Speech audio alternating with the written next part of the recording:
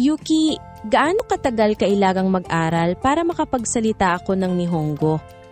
Oo, madalas yang itanong. Sa totoo lang, ang pinaka-epektibo ay maikling pag-aaral na inuulit ng maraming beses araw-araw. Ang konsentrasyon ng tao ay pinakamatibay sa loob ng mga 9 hanggang 12 minuto. Kaya mas madaling matuto kung maikling pag-aaral na kayang pagtuunan ng pansin ang inuulit ng maraming beses kaysa sa sobrang mahahabang lesson. At sa paaralan, 1 oras minsan ng lesson, pero hindi naman kayang mag-concentrate ng ganun kahaba ang tao, di ba? Kaya sa channel na ito, marami kaming ginagawa ng mga 10 minuto na video. Ganito ang model ng pag-aaral sa isang araw. 10 minuto, manood ng video. 5 minuto, magsulat sa notebook. 5 minuto, balikan ang inaral kahapon. Yan lang, sapat na iyon. Ha?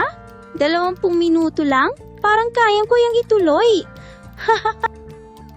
Oo, sapat na ang 20 minuto bawat isang aral, tapos inuulit-ulit mo ito ng may pahinga sa pagitan. Ang tao, nakakalimot ng halos 70% ng natutunan niya kinabukasan at mga 30% lang ang natitira. At habang lumilipas ang mga araw, mas lalo pa itong nakakalimutan. Kaya habang wala pang bagong video, mahalagang ulit-ulitin ang mga dating video para sa review. At para hindi makalimutan, epektibo rin ang pag-review ng may pagitan ng oras habang binibikas ito ng malakas. Ganun pala, mahalaga ang paulit-ulit na maikling pag-aaral. Madaldal kasi ako, kaya kaya kong mag-practice mag-isa ng malakas. Parang gumaan ang pairamdam ko.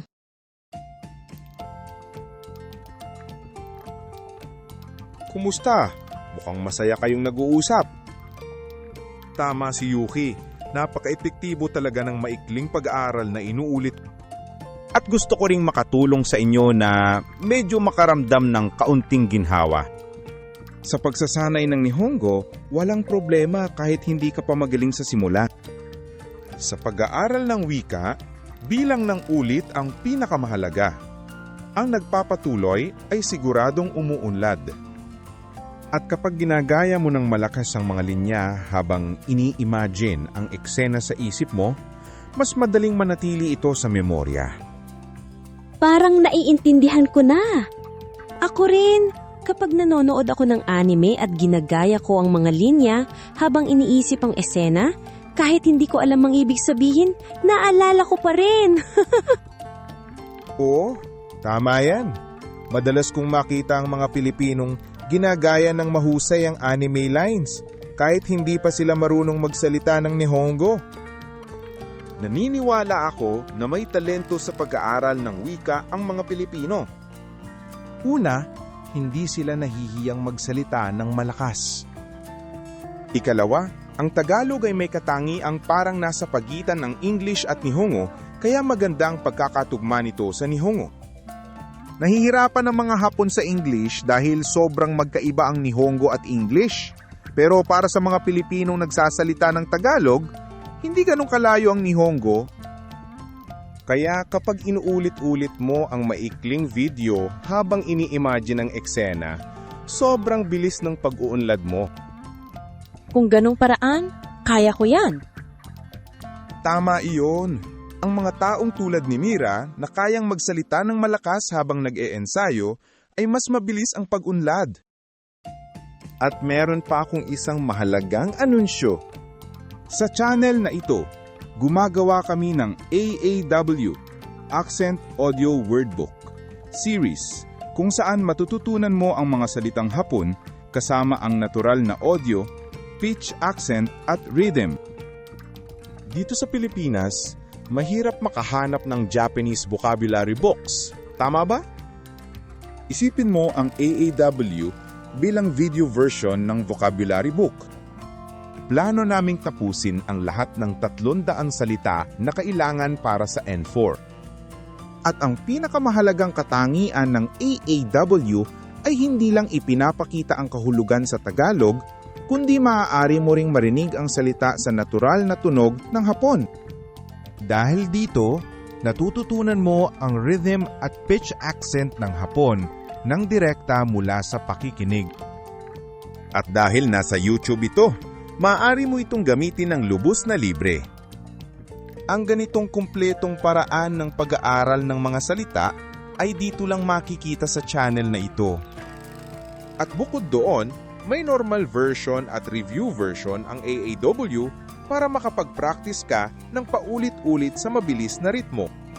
Sa aktual na AAW, may whiteboard kung saan nakadisplay ng ganito ang salita habang tumutugtog ang audio.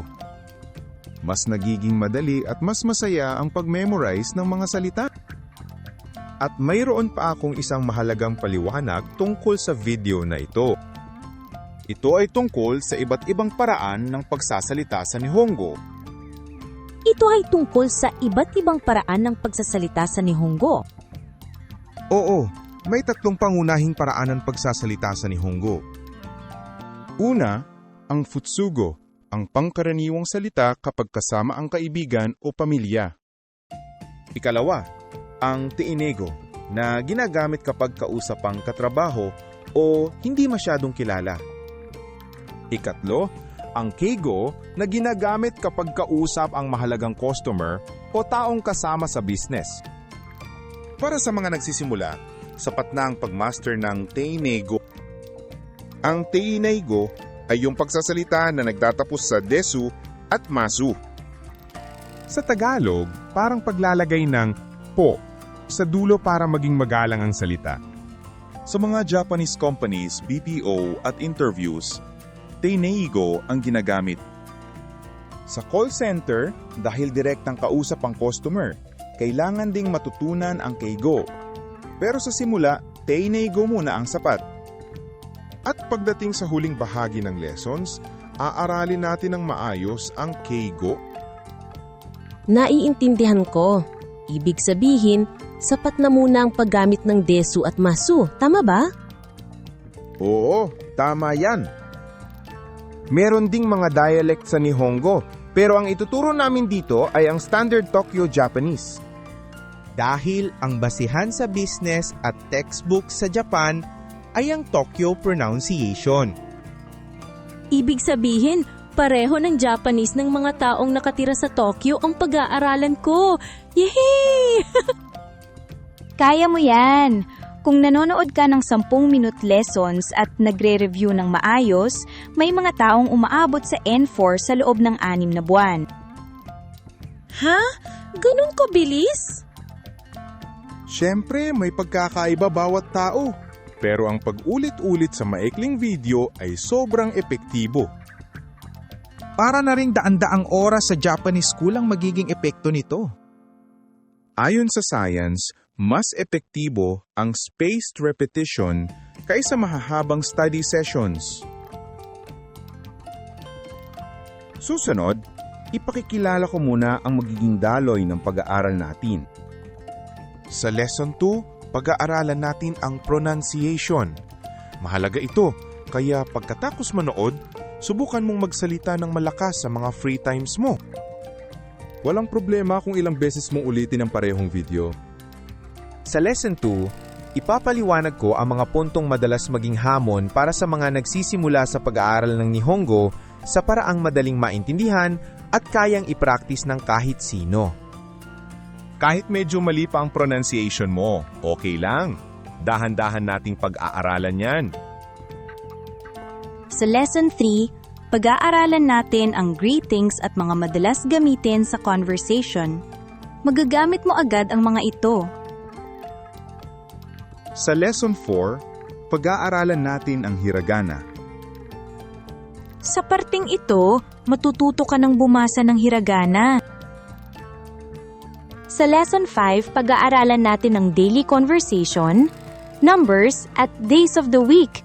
Mas magiging natural ang conversation mo. Sa Lesson 6, pag-aaralan natin ang katakana. Dahil ang Japanese sentences ay binubuo ng hiragana, katakana, at kanji, malaking advantage ang mabasa ang unang dalawa. lalo na sa trabaho at araw-araw na buhay. Sa Lesson 7, aaralin natin ang grammar at iba pang topics. Okay lang kahit dahan-dahan lang ang progress mo. Lahat ng lesson ay hinati sa maikling 10 minutong videos, kaya madaling panoorin kahit busy ka. Yes, pakiramdam ko kaya ko na itong tapusin ng hindi sumusuko. Tama, yan ang pinakamahalagang bagay. Sa Nihongo, hindi talento ang pinakamahalaga, kundi ang kayang magpatuloy ng paunti-unti. Hindi lang si Mira, kaya rin ito ng lahat na nanonood ng video na ito. Oo, siguradong kaya ni Mira yan. Sa susunod, aaralin na natin ang Japanese pronunciation. Sama-sama tayong magsikap